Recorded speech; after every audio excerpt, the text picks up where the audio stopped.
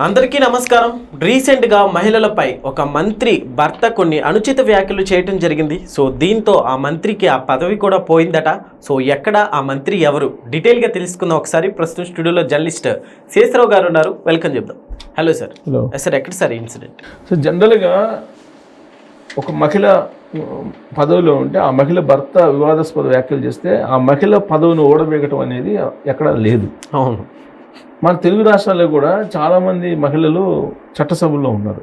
Yes sir. అలాగే కొంతమంది మంత్రులుగా కూడా ఉన్నారు. వాళ్ళకి సంబంధించిన భర్తలు లేదంటే వాళ్ళకి సంబంధించిన బంధువులు రాజకీయ పార్టీలో ఉంటే వాళ్ళు ఏదైనా వివాదాస్పద వ్యాఖ్యలు చేస్తే వాళ్ళ యొక్క వ్యక్తిగతం కింద చూసుకుంటారు.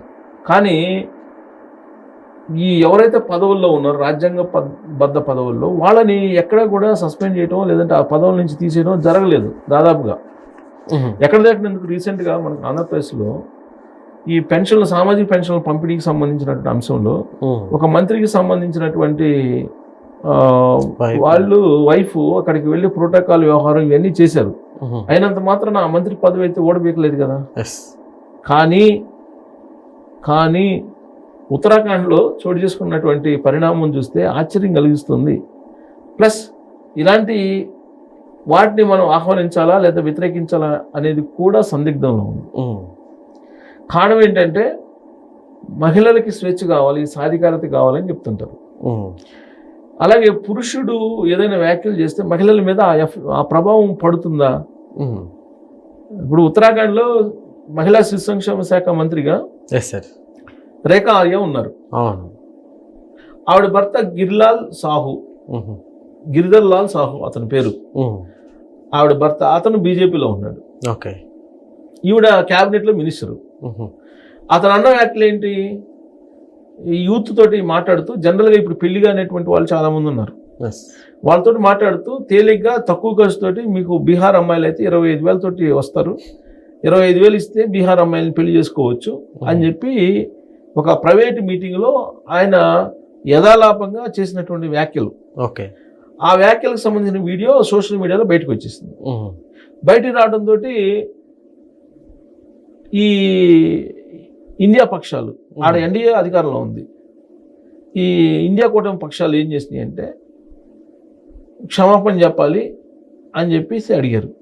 క్షమాపణ చెప్పడం అంటే పక్కన పెట్టేసి ఈ సాహుని పార్టీని సస్పెండ్ చేయాలని డిమాండ్ ఆర్జేడీ చేస్తుంది.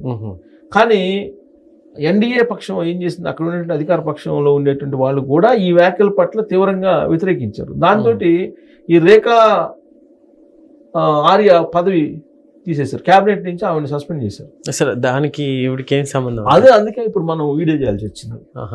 ఇప్పుడు ఆవిడేమో మినిస్టరు, ఆవిడ భర్త ఏమో యథాలాపంగా ఏదో యూత్ తోటి మాట్లాడుతూ చేసినటువంటి వ్యాఖ్యలు. దాంతో అటు ఎన్డీఏ పక్షాలు ఇటు విపక్షాలు రెండు కలిసి విమర్శలు చేశాయి. అతన్నేమో పార్టీ నుంచి పీకేయండి అని చెప్పి డిమాండ్ చేస్తున్నారు. ప్లస్ ఆయన క్షమాపణ చెప్పాలని అడుగుతున్నారు. అంతవరకు ఓకే. కానీ రేఖా ఆర్య మంత్రి పదవి నుంచి కూడా వైదొలగాల్సిన పరిస్థితి, సస్పెండ్ అయింది ఆవిడ. ఇప్పుడు మంత్రి పదవి నుంచి తీసేశారు. మరి అది ఉత్తరాఖండ్లో జరిగినటువంటి ఏదైతే ఇన్సిడెంట్ ఉందో అది భారతదేశ వ్యాప్తంగా ఇప్పుడు ఎన్డీఏ ఇంప్లిమెంట్ చేయాలిగా. ఎన్డీఏ ప్రభుత్వాలు ఎక్కడెక్కడైతే ఉన్నాయో ఆ రాష్ట్రాల్లో కూడా ఇదే ఇంప్లిమెంట్ చేయాలిగా.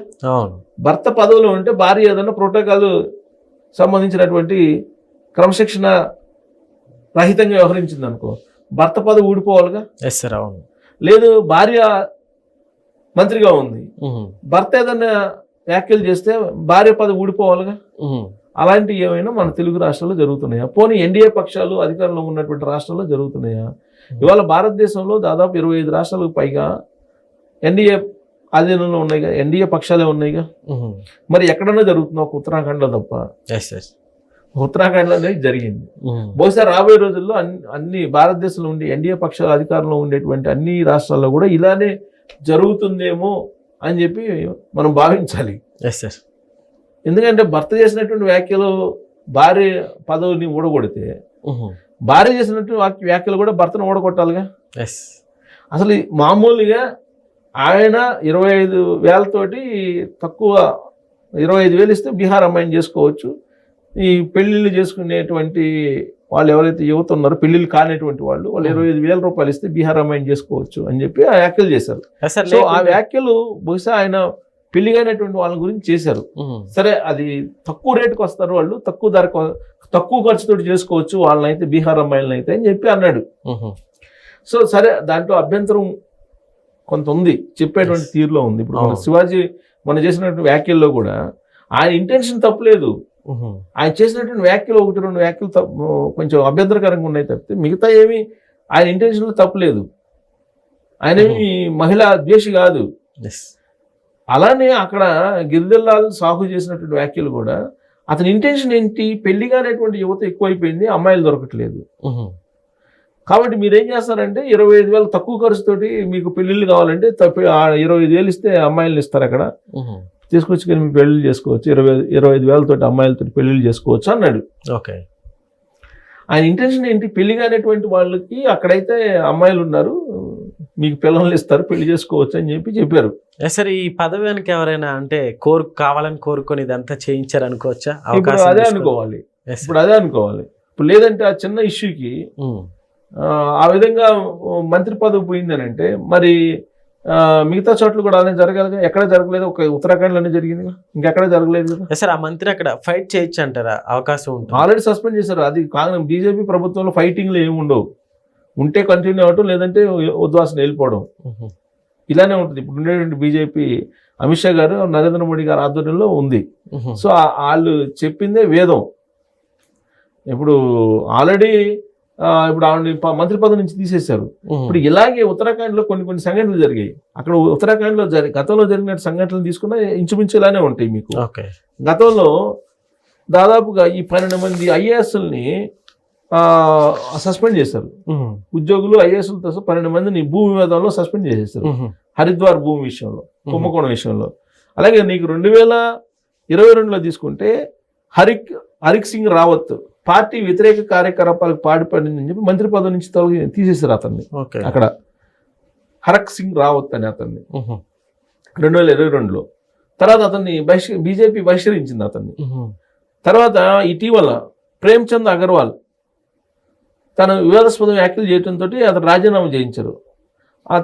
తర్వాత ఈ భూముల కుంభకోణంలో 12 మంది ఐఏఎస్లతో సహా కొంతమందిని సస్పెండ్ చేశారు. సో సంచలనమైన నిర్ణయాలు హరిద్వార్ భూమి విషయంలో కానీ, లేదంటే ఇప్పుడుది సరే అవంటే కుంభకోణం, అవన్నీ వివాదాస్పద వ్యాఖ్యలు చేసినంత మాత్రం మంత్రి పదవి నుంచి తీసేసి పని అయితే అనేక మంది మంత్రి పదవులు. ఇప్పుడు మనకి ఆంధ్రప్రదేశ్లో ఎమ్మెల్యే ఒక అతను ఉన్నాడు, అతనైతే తరచూ వివాదాస్పద వ్యాఖ్యలు, పార్టీలోనే అంతర్గత వ్యతిరేకత ఉంది. మరి అతన్ని ఇంతవరకు సస్పెండ్ చేయాలి తెలుగుదేశం పార్టీలో, కృష్ణా జిల్లాలో ఎమ్మెల్యే. అలాగే మన మినిస్టర్స్ ఉన్నారు అనేక మంది వివాదాస్పద వ్యాఖ్యలు చేసినటువంటి వాళ్ళని ఎక్కడ సస్పెండ్ చేయాలి. బట్ ఉత్తరాఖండ్లో మాత్రం ఇది జరుగుతుంది. లేటెస్ట్గా రేఖా ఆర్యని సస్పెండ్ చేయడం అనేది దేశవ్యాప్తంగా చర్చనీయాంశం. Okay sir, thank you.